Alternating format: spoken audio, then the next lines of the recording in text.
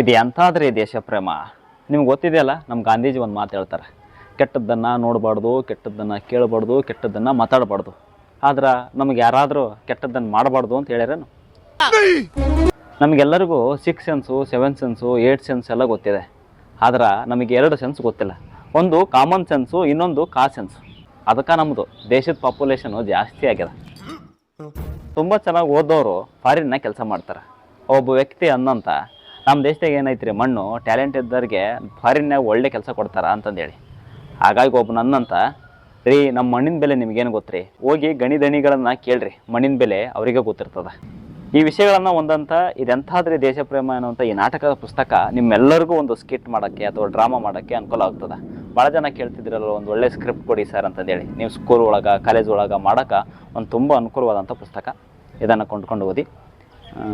ತುಂಬ ಚೆನ್ನಾಗಿದೆ, ಒಂದು ಕಾಮಿಡಿಯಾಗಿ ಅದ್ಭುತವಾದಂಥ ಪುಸ್ತಕ. ನನಗಿಷ್ಟ ಆಯಿತು. ಇದನ್ನು ಬರೆದದ್ದು ಶಿಶಿರ್ ಅವರು.